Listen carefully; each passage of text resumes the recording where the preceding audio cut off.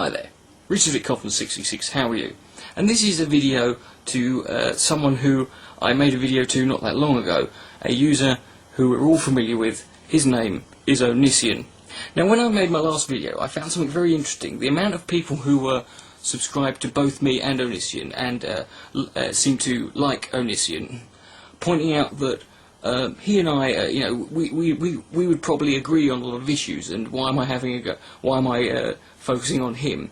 You know, am I just riding his coattails? First of all, if I was going to ride Onision's coattails, I would respond to his main channel that has over 200,000 subs, or I would respond to a user who has a much bigger subscriber base than he, not just his Onision Speaks channel.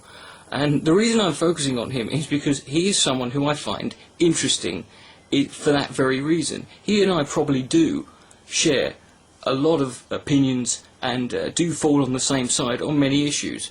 Unfortunately, with Onision, the problem I have with him is too much of the time his attitude and his approach and the way he talks to people. It stinks. It's his shamelessness in being a cretin. Whether he listens or not, I don't know.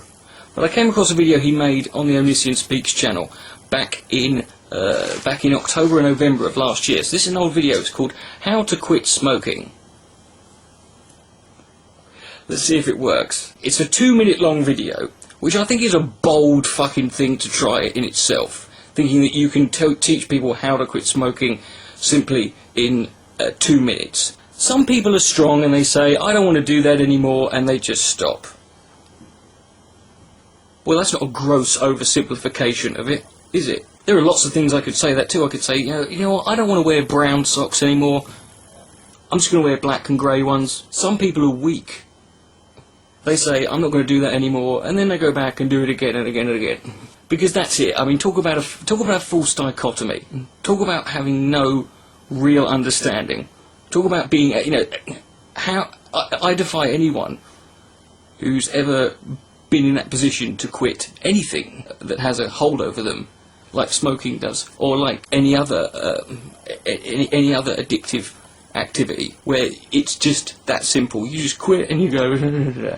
Some people are weak, yes. So so obviously I'm one of the weak ones. I wonder where Onision puts himself. For those weak people, I have a technique. Fucking brilliant. This is going to be good. It's called distraction. Distraction. Right. If you're focused on something else really heavily, you may find that your addiction will cease to exist. Right. Yeah, we know this. Most people know this. I mean, you do know that addicts don't want to be addicts. You do know that this is bog standard, day one, getting over an addiction sort of logic here. Then you say, it's because you're thinking about it all the time. Oh, am I? Did you come up with this method? Was your research in coming up with this groundbreaking technique? Did you look up what addiction meant in the dictionary? Was that it?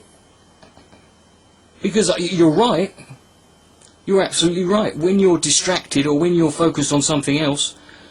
But addictions don't go away like that. In fact, they never do.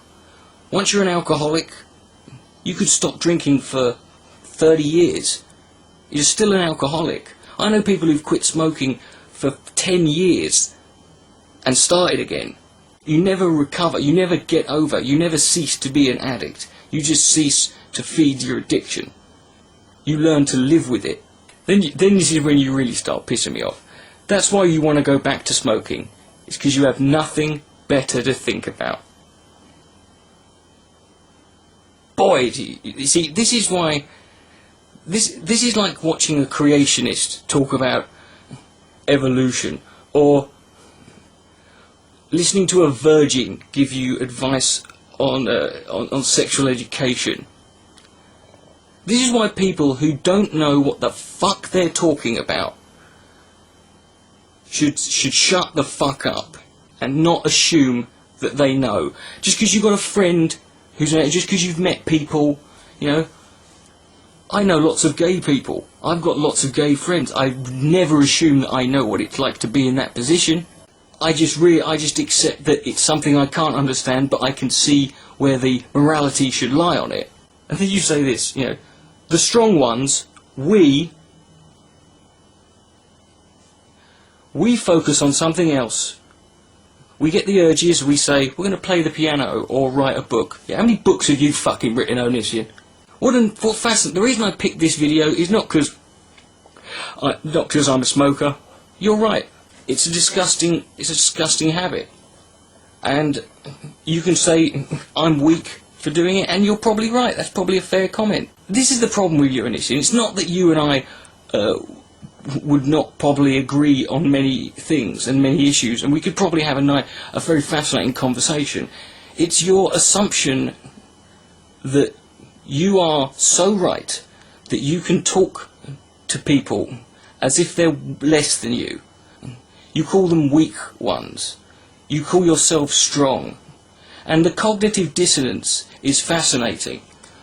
Let me read you something. This was quoting verbatim another YouTuber, a YouTube user who recently had his account, had a strike put on his account when a video of his was falsely flagged. Now we all know what it's like to be falsely flagged and have your account nearly taken away from you. I know personally.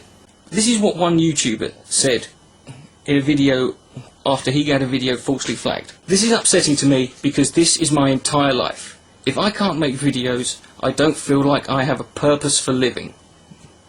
A lot of people probably know the story. I had a gun to my head. I was about to pull the trigger because I had no reason to live. And then I thought, maybe I can do what I always wanted to do with my life. So you guys who are not just taking away my YouTube career, you're trying to take away my life.